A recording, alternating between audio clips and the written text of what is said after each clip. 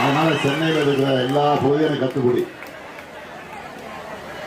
5 வருஷம் இல்லை 10 வருஷம் கிட்டத்தட்ட மேயரா இருந்து என்னென்ன பணியெல்லாம் செஞ்சேன்னு உங்களுக்கு தெரியும்.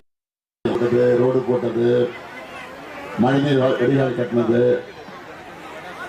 அதே மாதிரி பாலங்கள். இந்தியாவில் எத்தனையோ மாநகராட்சி இருக்கு, டெல்லி, மும்பை, கல்கட்டான்னு எத்தனையோ மாநகராட்சியெல்லாம் இருக்கு. ஆனால் மாநகராட்சி சார்பாக யாரும் பாலம் கட்டினதா வரலாறு கிடையாது. ஆனால் நான் மேயராக இருந்தப்போ சென்னை மாநகராட்சியில் ஏறக்குறைய 10 மேம்பாலங்களை கட்டிய பெருமை எனக்கு உண்டு. எனக்குன்னா உங்களால் உருவாக்கப்பட்டவனா, ஏன்னா மக்களால் தேர்ந்தெடுக்கப்பட்ட மேயர் தான். ஆக அந்த பாலங்கள் கட்டின காரணத்தினால தான் இன்றைக்கி ஓரளவுக்கு போக்குவரத்து ஓரளவுக்கு இன்னும் இருக்குது. அதுக்காக தான் இப்போ நம்ம ஆட்சிக்கு வந்து இந்த 5 வருஷத்தில், ஏற்கனவே இருந்த 5 வருஷத்தில் திராவிட மாடல் ஆட்சி வந்த பிறகு, நான் முதலமைச்சராக வந்த பிறகு இப்போது மாநகராட்சி சார்பில் ஏறக்குறைய 19 பாலங்களை கட்டியிருக்கிறோம், புதுசாக கட்டியிருக்கிறோம், சிறு பாலங்கள் கட்டியிருக்கிறோம், இன்னும் பல பாலங்களை கட்டிக்கிட்டு இருக்கிறோம். மெட்ரோ ரயில் திட்டத்தை கொண்டு வந்திருக்கிறோம். அதெல்லாம் செஞ்சுருக்கிறோம். அந்த உரிமையோடு வந்திருக்கிறேன். தமிழ்நாடு பூரா நான் சுற்றிட்டு வந்தேன். நேற்று தான் வந்தேன் சென்னைக்கு. வந்த உடனே இன்றைக்கி உங்களை சந்திக்க வந்திருக்கிறேன். நேற்றைக்கு தென் சென்னை பகுதிக்கு போனேன், இன்றைக்கி வட சென்னை பகுதிக்கு வந்திருக்கிறேன், உங்களை சந்திக்க வந்திருக்கிறேன்.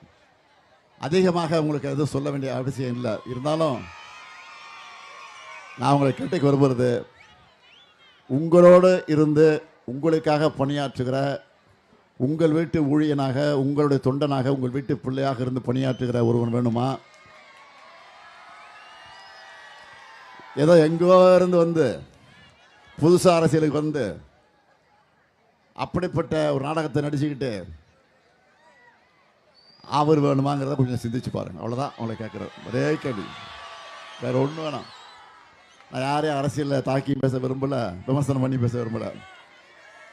ஏன்னா அதுக்கு எனக்கு வழக்கம் இல்லை, எனக்கு பழக்கமே கிடையாது. நான் யாரையும் எதிர்த்து மரியாதை இல்லாமல் தரக்குறைவாக பேசுகிற வழக்கம் எனக்கு கிடையாது. அதனால் நான் உங்களையெல்லாம் அன்போடு கேட்டுக்கிறேன். ஏற்கனவே மேயராக இருந்து நான் ஆற்றிய பணிகள் உங்களுக்கு தெரியும். இப்போ முதலமைச்சராக பொறுப்பேற்று இந்த 5 வருஷமாக ஆற்றியிருக்கக்கூடிய பணிகள்லாம் உங்களுக்கு என்னால் தெரியும். தேர்தல் நேரத்தில் அறிவித்த திட்டங்கள் எல்லாம், சாதனைகள் எல்லாம் ஏறக்குறைய ஒரு 90% பணிகள் நம்ம முடிச்சிருக்கிறோம். இன்னொரு 10% பணி இருக்குது, நான் இல்லைன்னு மறுக்கலை. அதுக்கு என்ன காரணம்னா, ஒன்றிய அரசு நிதி கொடுக்க மறுக்குது, ஒன்றிய அரசு பர்மிஷன் கொடுக்க மறுக்குது. இப்போ மெட்ரோ திட்டத்தை பாருங்கள், பாதியிலே நிற்கிது, முக்கால்வாசி முடிஞ்சிடுச்சு, இன்னும் கொஞ்சம் இருக்குது, அதுக்கு நிதி கொடுக்க மாட்டேங்கிறாங்க. நம்ம வீட்டு பிள்ளைங்க படிக்கிறதுக்கு ஒன்றிய அரசு கொடுக்க வேண்டிய நிதி, அதை கொடுக்க மறுக்கிறாங்க. என்னன்னு கேட்டால், இந்தியை படிக்கணுமா, மும்மொழி திட்டத்தை ஏற்றுக்கணுமா அப்படின்னு கட்டாயப்படுத்துகிறாங்க. நான் சொல்லிட்டேன், நீ 4000 இல்லை 10,000மே கொடுக்குறதுனால நாங்கள் இந்தியை ஏற்றுக்க மாட்டோம், எங்களுக்கு இருமொழி தான் சொல்லிட்டோம். ஆக இப்படியே ஒரு கொடுமை நடந்துக்கிட்டு இருக்கு ஒரு பக்கத்தில். ஆக அதை தான் நான் உங்களிடத்தில் கேட்டுக்க விரும்புகிறது. தேர்தல் நேரத்தில் சொன்னோம், என்னென்ன சொன்னோம், இப்போ தேர்தல் அறிக்கையிலே சொல்லியிருக்கிறோம். என்னன்னா, கலைஞர் மகளிர் உரிமை தொகை எவ்வளோ, 1000 ரூபா மாதம் 15ஆம் தேதி வந்துடுதா இல்லையா பேங்க்குக்கு? கரெக்டாக வருதுல்ல, 15 வந்துடுது. இப்போ மறுபடியும் ஆட்சிக்கு வந்தால் அதை உயர்த்தி கொடுக்க போகிறேன்னு சொல்லியிருக்கேன் தெரியுமா? எவ்வளோ? 2000. அதே மாதிரி புதுமை பெண் திட்டம், தமிழ் புதல்வன் திட்டம். புதுமை பெண் தமிழ் புதல்வன் திட்டங்கிறது என்னென்னா, பள்ளிக்கூடத்தில் படிச்சுட்டு, ஆரம்ப பள்ளிக்கூடத்தில் படிச்சுட்டு காலேஜுக்கு போகிறாங்க. வரேன் காலேஜுக்கு, நம்ம வீட்டு பெண்கள், நம்ம வீட்டு பசங்க காலேஜுக்கு போகும்போது அவங்களுக்கு மாதம் 1000 ரூபா அதுவும் கொடுத்துட்ருக்கோம். அதான் புதுமை பெண் தமிழ் புதல்வன் திட்டம். அதை கூட உயர்த்தி நம்ம ஆட்சிக்கு வந்த உடனே அதை 1500 கொடுக்க போகிறோம், அது அறிவிச்சிருக்கோம். அடுத்து உங்களுக்கெல்லாம் ரொம்ப பிடிச்சமான திட்டம், இல்லத்தரசி திட்டம். இல்லத்தரசி திட்டத்தில் எவ்வளவு? 8000 சொல்லுங்க. 8000 8,000 கொடுக்க போகிறோம். அந்த 8,000 வச்சுக்கிட்டு நீங்கள் நம்ம மகளிர் என்ன பொருளை வேணாலும் வாங்கிக்கலாம். உங்களுக்கு இஷ்டமான பொருள் லிஸ்ட்டு போட்டு கொடுத்துட்டோம். பார்த்தீங்களா இல்லையா? என்னென்ன சொல்லுங்கள் பாப்பா. ஃப்ரிட்ஜு, டிவி, வாஷிங் மிஷினு, மேக்கா, ஆக ஒரு 5-6 ஐட்டம் கொடுத்துட்டோம். உங்களுக்கு எந்த ஷாப்புக்கு போகணுமோ அந்த ஷாப்பில் போய் வாங்க. உங்களுக்கு விரும்புகிற ஷாப்பு, நல்ல கம்பெனி, நல்ல குவாலிட்டி, என்ன பொருள் உங்கள் இஷ்டம், உங்கள் சாய்ஸ் இது. நீங்கள் தயவுசெய்து சொல்கிறவங்க வீட்டுக்காரெலாம் கேட்டுறாதீங்க, குழப்பிடுவாங்க உங்களை. பிரச்சனை வந்துடும் உங்களுக்குள்ள. ஏதாவது பிரச்சனை வந்தால் சொல்லுங்கள், அண்ணன் இருக்கான், ஸ்டாலின் இருக்கான், நான் பார்த்துக்கிறேன், இல்லைங்க, கவலைப்படாதீங்க. ஆக உங்களுக்கு பிடிச்சதை வாங்கிக்கணும். இப்போ இதெல்லாம் எதுக்கு கொடுக்குறோம்? மகளிருக்கு ஏற்கனவே கலைஞர் ஆட்சியில் இருந்தப்போ சொத்தில் சம உரிமை கொடுத்தாரு இல்லையா? வேலைவாய்ப்பில் பெண்களுக்கு 30% இடஒதுக்கீடு கொடுத்தாரு. கர்ப்பிணி பெண்களுக்கு உதவித்தொகை கொடுத்தாரு. அது விதவைகளுக்கு மறுவாழ்வு திட்டத்தை கொண்டு வந்தார். மகளிர் சுய உதவிக்குழு கொண்டு வந்தார்.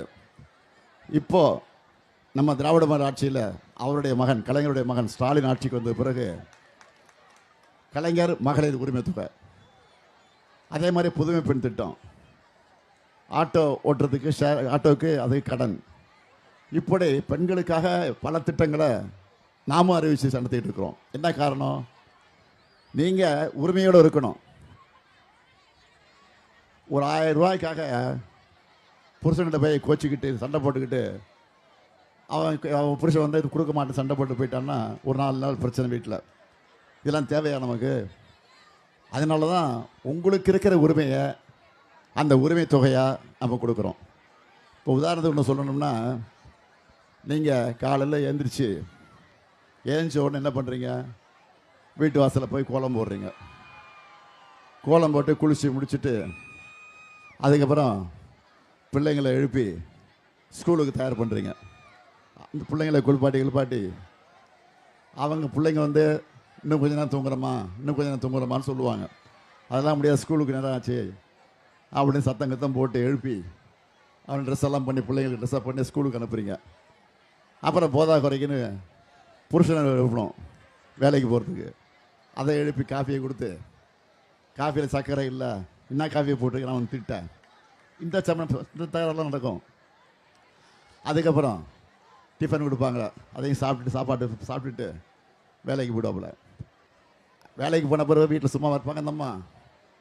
அந்த பாத்திரம்லாம் கழுவி அதை கவுத்து வச்சு அதை காய வச்சு, அதுபோல் வீட்டில் இருந்த துணிமணிலாம் துவைச்சி அயன் பண்ணி, அப்புறம் அவன் வீட்டுக்காரன் வந்து பேண்ட்டை கட்டி போட்டிருப்பான், அது பாட்டு கிடக்கும். அதை எடுத்து பேக்கெட்டில் எதாவது இருக்கான்னு செக் பண்ணி அதை செக் பண்ணிவிட்டு இவ்வளவும் பார்த்துட்டு இந்த வேலையெல்லாம் பண்ணணும். இவ்வளவும் பண்ணுறீங்க. ஆனால் உங்களுக்கு என்ன உரிமை இருக்குது? ஒன்றும் கிடையாது.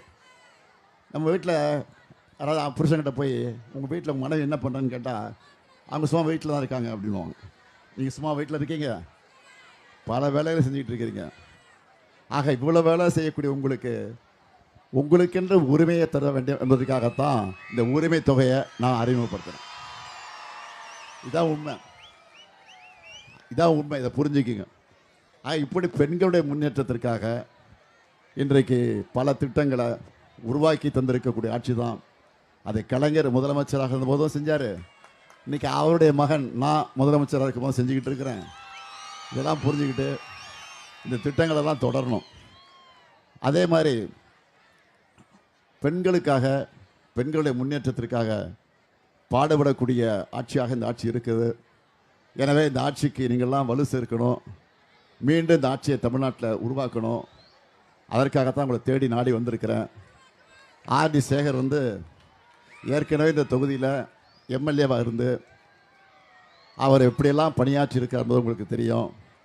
நீங்கள் கூப்பிட்ட குரலுக்கு ஓடி வரக்கூடிய ஒரு சிறந்த செயல் வீரன், ஒரு நல்ல தொண்டன், எளிய ஒரு எம்எல்ஏவாக இருந்து உங்களோட பணியாற்றி கொண்டிருக்கக்கூடியவர். அவரைத்தான் உங்களை நான் கேட்டுக்கிறேன். அவரைத்தான் நீங்கள் தேர்ந்தெடுக்கணும்.